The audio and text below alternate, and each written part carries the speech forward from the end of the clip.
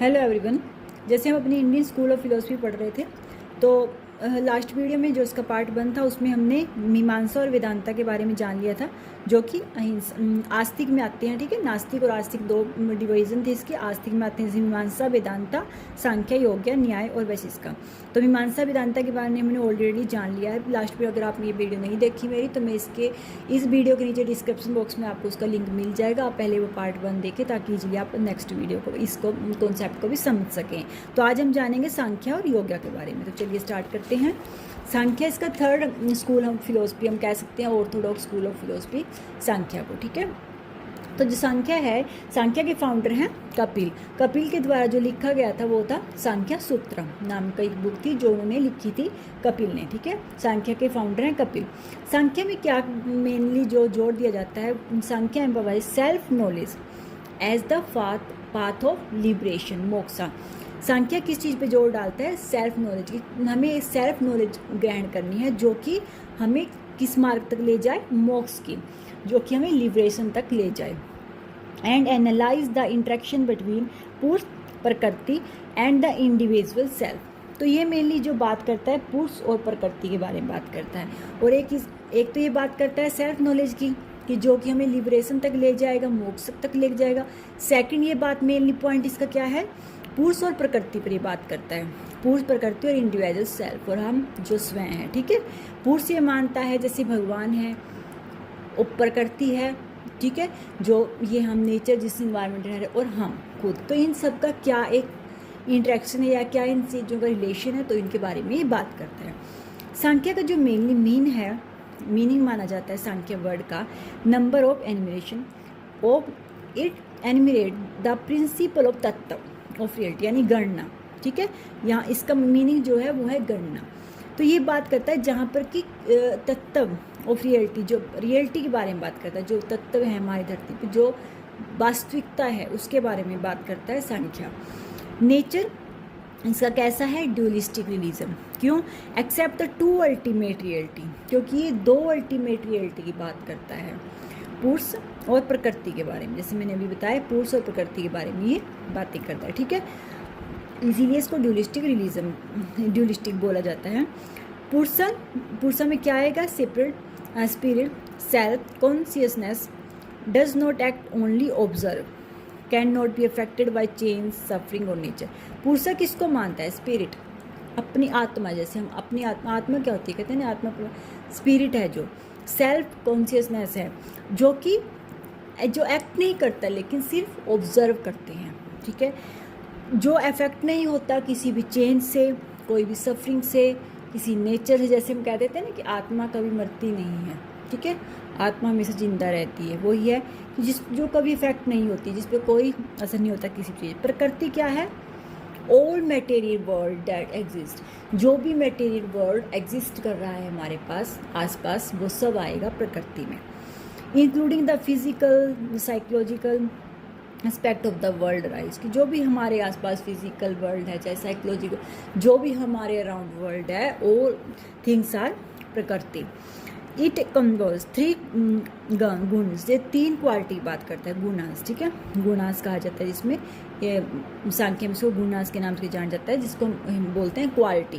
ये कितने 3 गुण मानता है? कौन कौन से? सत्व, राजस और तामस। सत्व में क्या आएगा? सत्व का मीनिंग है जहाँ प्योरिटी है, क्लियरिटी है। राजस में क्या आएगा? जो भी हमारी एक्टिविटी होती है, हमारा पैसन होता है, ठीक है, वो सब इसमें आएगा। तामस में क्या आ गया? तामस में आ गया इंटीरियर, यानी कि डार्कनेस, जड़ता। ठीक है, जो भी हम, अगर हम कह सकते हैं किसी हम कुछ गलत काम कर रहे हैं, कुछ भी, वो सब हमारा आ जाएगा तामस। तो 3 गुण मानता है इंसान में। जैसे कहते हैं ना, कोई सत्व तत्व का है, कोई राजस है, कोई तामस है। सत्व में आ जाएगा जो इंसान, मान लो अगर हम सिंपली एग्जांपल ले लें कि एक इंसान है जो बिल्कुल प्योर है, ईमानदार है, वो कभी धोखा नहीं देता, वो अच्छा इंसान है, दैट इज़ सत्व गुण है उसमें। राजस है जो एक एक्टिविटी करता है, पैसन करता है, जो सोचता है कि उसमें एक पैसन है, कुछ कर दिखाने का, कुछ भी वो करता है, लाइफ में कुछ अचीव करता है, तो दैट इज़ अ राजस। तामस में आ जाएगा जो भी गलत काम या कोई भी डार्कनेस है, जो उसको रास्ता नहीं मिल रहा, कुछ भी कोई गलत कुछ भी कर रहा है, तो दैट इज़ अ तामस। से 3 गुण माने जाते हैं, सत्व, राजस और तामस। ठीक है, और योगा ये बात करता है आपका, आई होप कि आपको क्लियर होगा। सांख्य में मेनली बात करते हैं फाउंडेशन से कपिला, बात मेनली इसमें होता है पुरुष और प्रकृति की, और एक बात होती है इसमें लिबरेशन तक पहुंचना है हमें, ऐसी नॉलेज हमें सेल्फ नॉलेज गेन करनी है कि हम लिबरेशन तक पहुंच सके, मोक्ष तक पहुंच सके। पुरुष प्रकृति की बात करता है और 3 क्वालिटीज़ की बात करता है, सत्व, राजस और तामस, ठीक है। और उसके आगे है नेक्स्ट हमारा जो 4th स्कूल ऑफ फिलोसफी है, ऑर्थोडॉक्स स्कूल ऑफ फिलोसफी भी हम उसको बोल सकते हैं, ये आस्तिक के अंदर ही आता है 4th स्कूल। योगा, योगा के फाउंडर हैं महर्षि पतंजलि, ठीक है। योगा का मीन क्या माना जाता है, जो वर्ड का मीनिंग हम कहते हैं यूनियन। एग्जाम्पल है जैसे spiritual union of the individual soul with the universal soul, कि किस तरीके से हमें अपनी सोल को, अपनी आत्मा को उस यूनिवर्सल सोल से किस तरीके से मिलाना है, एकता करनी, ठीक है, उनको मिलाना है। योगा सूत्र, इसने योगा सूत्र लिखी गई थी पतंजलि के द्वारा, जिसमें सारे योगा का वर्णन है, किस तरीके से हमें योगा करना है, किस तरीके से शरीर की केयर करनी है अपनी physical. Foundational text on yoga written by Patanjali के द्वारा लिखा गया था योग सूत्र। इसका कंप्राइज इन 196 सूत्र, इसमें जो बात की गई है 196 सूत्र हैं, 196 सूत्र इस बुक के अंदर हैं, ठीक है। These sutras are organized in 4 sutras, chapter कह सकते हैं, हमको सूत्रास भी बोल सकते हैं, इसलिए मैंने मीनिंग लिख दिया इसको। अगर सूत्रास के नाम याद रहा तो चैप्टर की, इसमें 196 चैप्टर हैं योगा सूत्र में, ठीक है। और इसमें 4 इन्होंने जो ऑर्गेनाइज किए हैं, 4 सूत्रास कौन कौन सी हैं जिसमें बात की गई है, समाधि पदा, साधना पद योगा और विभूति योगा और कैवल्य योगा। तो 4 की बात की गई है इसमें योगा में, जो हम अपने एजुकेशन में पढ़ते हैं, ठीक है। तो वो योगा में जो बात की गई है, तो 4 सूत्र की बात की, 4 चैप्टर। समाधि पदा में क्या आएगा, nature and aim of yoga, कि योगा जो करते हैं उसका एम क्या है, उसका नेचर क्या है। साधना योगा में आ गया, जब हम प्रैक्टिस करते हैं, जैसे हम एक्सरसाइज करते हैं योगा की, हम प्रैक्टिस करें कि साधना कर रहे हैं हम, ठीक है। विभूति योगा में क्या आ गया, सुपर नॉर्मल पावर ऑफ सिद्धि, जहाँ पर हम एक सुपर कहते पावर, जहाँ पर एक अचीवमेंट प्राप्त कर लेते हैं। कहीं होता है ना योगा में इतना कुछ अचीव कर लेते हैं कि योगा के द्वारा, तो वो होती है जब वो एक super normal power of siddhis. और कैवल्य में हो जाता है जहाँ पर वो एक लिबरेशन तक पहुँच जाता है कि उस इतनी ज़्यादा उसने योगा कर लिया, उसमें उसका इतने ज़्यादा मेडिटेशन में, हर चीज़ में उसका इतनी ज़्यादा उच्चता उसने प्राप्त कर ली है कि वो लिबरेशन तक पहुँच गया, मतलब मोक्ष के मार्ग तक वो पहुंच जाता है। तो इन्होंने 4 इनकी बात की है इसमें चैप्टर्स की, 4 सूत्र की, और 8 लिम्स ऑफ योगा, और 8 इन्होंने योगा के लिम्स बताए, या हम कह सकते हैं अष्टांग योगा के बारे में इन्होंने बात की है योगा में। पहला है यमा। यमा में क्या आएगा, एथिकल रिस्ट्रेनेंट्स, यानी कि इसमें क्या आएगा एथिकल में, जो एथिकली मान लिया आप सिंपल याद करना, एथिकल वर्ड होता है जहाँ पर जब भी कहीं बात मोरल वैल्यूज़ की होगी, नैतिकता की बात होगी, तो दैट इज़ द एथिकल। तो एथिकल में आ जाएगा सारा वो, जैसे नॉन वॉयलेंस जिसको ये बोलते हैं अहिंसा, और ट्रूथ को जिसमें बोलते हैं सत्य, नॉन स्टीलिंग, कोई चोरी नहीं करनी, असत्य, नॉन अटैचमेंट, अपरिग्रह, जिसमें ये कहते हैं कि हमें किसी से मतलब कि एक प्रेम नहीं, अटैचमेंट नहीं करना, जिसको ये अपरिग्रह का नाम देते हैं, नॉन अटैचमेंट, कॉन्टिन्यूस या ब्रह्मचार्य, और जिसमें ब्रह्मचार्य का इन्होंने बात करते हैं, ब्रह्मचार्य का पालन करना। यामा में क्या क्या आएगा, अगर इनकी वर्डिंग के अकॉर्डिंग हम देखें, अहिंसा, सत्य, असत्य, अपरिग्रह और ब्रह्मचार्य। मैंने इनके मीनिंग लिख दिया ताकि हम इजी उसको समझ सकें मीनिंग को, ठीक है। तो यामा की बात 8 लिम्स ऑफ योगा है इसके, यानी कि अष्टांग योगा। सेकंड है नियमस। नियमस यानी कि प्योरिटी। नियमस में क्या क्या बात करते हैं, ये प्योरिटी की मीनिंग जैसे सोचा, कंटेनमेंट, संतोष, कि जहाँ पर हम एक संतुष्टि होती है हमें किस चीज़ की, ठीक है। सेल्फ डिसिप्लिन यानी कि तपस, जब हम खुद को अपने आप को डिसिप्लिन में लाते हैं। एक तप होता है जब खुद को हम इतना कंट्रोल करते हैं, अपनी भावनाओं पे, अपनी हर चीज़ पे हमें कंट्रोल, अपने इमोशंस पे, हर चीज़ पे हम कंट्रोल पा लेते हैं। सेल्फ स्टडी के बारे में बात करते हैं, यानी कि जिसको ये बोलते हैं स्वाध्याय, और सरेंडर टू द डिवाइन यानी कि ईश्वर प्रेरणा। यहाँ पे ये बात हो रही है ईश्वर प्रेरणा की बात होती है कि यहाँ पे सरेंडर टू डिवाइन, कि जहाँ पर हमने अपने खुद को, अपने आप को समर्पित कर दिया भगवान को, ठीक है। जहाँ पर हम कह देते हैं ना कि हम कुछ नहीं करें, अब भगवान को हमने टोटली समर्पित कर दिया कि जो वो करेंगे वो सही करेंगे, ठीक है। टोटली हम समर्पित कर दें गॉड को, यानी कि डिवाइन को। गॉड को ये डायरेक्टली नहीं मानते, ये योगा पे ज़्यादा विश्वास करते हैं, दैट इज़ कि वो डिवाइन जो भी शक्ति है ये मानते हैं, पावर है, तो उसको ये सरेंडर करना। आसना, थर्ड क्या है आसन, यानी कि जो भी हम फिजिकल पोस्चर करते हैं, flexibility and awareness of the body, अपनी बॉडी का ध्यान रखना है, हमें उसमें फ्लेक्सिबिलिटी लानी है, फिजिकल पोस्चर्स हमारे कैसे होने चाहिए। प्राणायाम, जिसमें बात होती है ब्रीथिंग का। प्राणायाम जैसे हम करते हैं, जैसे योगा सिखाते हैं, रामदेव जो भी हैं प्राणायाम, कितने प्राणायाम, जिसमें हम प्राणायाम का मेन मीनिंग क्या होता है, ब्रीथ को कंट्रोल करना, ठीक है। जैसे अनुलोम विलोम भी करते हैं, कपालभाति करते हैं, जैसे ये क्या है, इसमें ब्रीथिंग को कंट्रोल कैसे किया जाता है, मेनली होता है हम अपने ब्रीथ पर कंट्रोल पा लेते हैं, तो वो होते हैं प्राणायाम जहाँ पर ब्रीथिंग कंट्रोल होता है। प्रत्याहार, प्रत्याहार में क्या है कि जहाँ पर हम सेंस को विदड्रॉल कर देते हैं। सेंस यानी विदड्रॉल मतलब जब हम इंद्रियों को इतना ज़्यादा कंट्रोल हमारा हो जाता है कि हम जो बाहरी दुनिया है, बाहरी अट्रैक्शन है, किसी भी चीज़ से उनको दूर हटा सकते हैं, कहीं से भी उसको दूर कर सकते हैं, कि कोई चीज़ें हमें अट्रैक्ट नहीं कर सकती बाहरी दुनिया को। इतना हमारा खुद पर कंट्रोल हो जाता है, खुद की सेंस पर इतना कंट्रोल हो जाता है, ठीक है, कि हमें कोई प्रभावित नहीं कर सकता बाहरी अट्रैक्शन, जो भी बाहर की चीज़ें हैं, जो भी अट्रैक्शन कुछ भी हो, वो हमें इफ़ेक्ट नहीं कर सकता। तो कंसंट्रेशन और मेडिटेशन हम सिंपली समझ सकते हैं, जब जहाँ पर कॉन्सेंट्रेट ध्यान हम रखना है, हमें मेडिटेशन करते हैं कि इतना ज़्यादा हमारा ध्यान एक जगह स्थापित हो जाता है कि हम खुद पे, मतलब हमारे सेंस पे हमारा कंट्रोल हो जाता है। Turning the sense inward away from external distraction, ठीक है, जो भी एक्सटर्नल हम उससे दूर रख सकते हैं, बाहरी आकर्षण से खुद को हम हटा सकते हैं, दूर कर सकते हैं। जैसे क्या अगर सिंपली मीन समझे तो डीपर स्टेट ऑफ मेडिटेशन, जहाँ पर हम मेडिटेशन के डीपर स्टेज तक पहुँच सकते हैं। हमारे ये वो स्टेट आ जाती है कि जहाँ पर एक डीपर स्टेज, मतलब बहुत ही गहरी, जो हम कह सकते हैं मेडिटेशन की डीपली स्टेज तक हम पहुँच जाते हैं। नेक्स्ट है, सिक्स्थ है इसका धारणा। 8 लिम्स हैं इसके, तो सिक्स्थ है धारणा, ये 5वां था प्रत्याहार।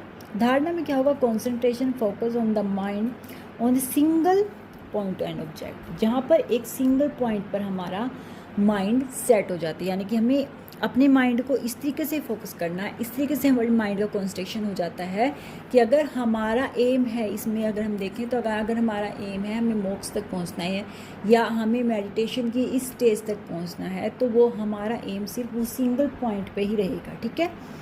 अगर कोई भी किसी चीज़ पे एक ध्यान, अगर हम स्टडी के तौर पे लें, या अगर अचीवमेंट है कि हमें ये एग्ज़ाम हमें क्लियर करना है, हमें टॉप क्लियर करना है, तो वो करना है कि हमारा ध्यान सिर्फ उस पे रहेगा, हमारा इतना ज़्यादा ध्यान टिक जाएगा कि हमें और चीज़ें अट्रैक्ट नहीं करेंगे, हम सिंपल उस चीज़ पे ही अपना कंसंट्रेशन रखेंगे, ठीक है। तो इस तरीके से योगा में होता है, जब होता है कि हमें योगा में एक अचीवमेंट करनी है या हमें मेडिटेशन की उस स्टेज तक पहुंचना है कि जो हमें लिबरेशन तक ले सके, हमें मोक्ष तक ले सके, तो उनका वो क्या है, सिंगल पॉइंट पर ही ध्यान रहेगा, तो दैट इज़ अ धारणा। जब और आगे है ध्यान, ध्यान में आएगा भाई मेडिटेशन करना, ठीक है। समाधि आ गई, the state of deep observation where the individual self merge with the object of meditation, जहाँ पर क्या कह सकते हैं, एक सेल्फ खुद, मतलब ये एक समाधि होती है जब हम एक ऐसी स्टेज पे पहुंच जाना जहाँ पर हम कंप्लीटली, हम अगर किस तरीके से हमारी इंद्रियां कंट्रोल, पूरी हमारी इंद्रियां जो है हम कह सकते हैं सेंस को कंप्लीटली कंट्रोल हो जाती है, ठीक है। हम मेडिटेशन अपनी जिस अवस्था में अगर हम बैठे हैं, मेडिटेशन की स्टेज, तो हम वहीं बैठे हैं जहाँ पर हमें अपना ध्यान एकाग्र करना है, तो हमारा ध्यान वहाँ से हट नहीं सकता, तो एक वो स्टेज हो जाती है समाधि में। कहते हैं जैसे लीन, और समाधि से हम सिंपली वर्ड यूज़ करते हैं कि वो समाधि में लीन है, तो वो अब नहीं उठेंगे, तो वो इतना ज़्यादा कॉन्सेंट्रेशन हो जाता है कि उनका, कि अगर कोई बाहरी दुनिया में उन्हें कोई बुला रहा है या कोई कुछ भी तरीके से कुछ अफेक्ट कर रहा है, तो उन पर कोई असर नहीं पड़ता, वो उस स्टेज तक पहुँच जाते हैं। 2 टाइप्स ऑफ समाधि, समाधि में उन्होंने 2 टाइप्स की बात की है, एक की है बात इन्होंने साविकल्पा की, और एक बात की है इन्हें निर्विकल्पा की। अब बीच अवेयरनेस ऑब्जेक्ट, साविकल्पा का मतलब है कि जहाँ पर अवेयर रहते हैं वो ऑब्जेक्ट की तरफ, या और निर्विकल्पा में बात की है इन्होंने कि ए प्रेजेंट, यानी कि बियॉन्ड थॉट, जहाँ पर विचारों से परे, मतलब कि एक समाधि होती है, इन्होंने बात किया कि जहाँ पर अवेयरनेस रहती है उन ऑब्जेक्ट भी, जहाँ पे वो उनको ध्यान रहता है कि वो कहाँ पर हैं, किस स्टेज में, या कहाँ पे बैठे हैं, हर चीज़ का एक उनकी एक अवेयर रहता है ऑब्जेक्ट की तरफ। लेकिन जो इसकी सेकंड स्टेज होती है निर्विकल्पा, वो होता है बियॉन्ड थॉट, जो विचारों से परे हो जाता है, कि जहाँ हम सोच भी नहीं सकते वो उन विचारों तक, वो उस तक पहुँच जाते हैं, ठीक है, बियॉन्ड थॉट्स, थॉट्स से परे, ठीक है। तो ये इन्होंने समाधि इनके 2 बताए थे टाइप, ठीक है। नेक्स्ट इन्होंने जो बात की है, नेक्स्ट बात की उन्होंने कोर एम, कि योगा का मेन कोर एम क्या है इसका मेनली, चित्त वृत्ता निरोध, ठीक है, चित्ता वृत्ति निरोध, इसका मीनिंग क्या है, मॉडिफिकेशन, वृत्ति का मीनिंग क्या है, मॉडिफिकेशन करना, और चित्ता का मतलब क्या है, माइंड। मतलब कि योगा का मेन मीनिंग क्या निकला यहाँ पर, कि जो कि हमें अपना माइंड को मॉडिफिकेशन करना है, मॉडिफाई करना है। अब आज हम अपना कोई भी काम क्यों नहीं कर पाते, क्योंकि हमारा माइंड हमारे कंट्रोल में नहीं है। कंट्रोल ये है क्योंकि अगर आज हम यहाँ बैठे स्टडी करें लेकिन हमारा माइंड जा कहीं हो रहा है, हमारा कंसंट्रेशन कंप्लीट यहाँ पे नहीं है, और यही हमारी सबसे बड़ी वीकनेस होती है कि हमारा एक जगह पर ध्यान कभी रहता नहीं है। अगर हम यहाँ बैठे हैं तो ना जाने हमारा माइंड कहाँ कहाँ पे घूम रहा है। तो वही है एम मेन योगा का यही होता है।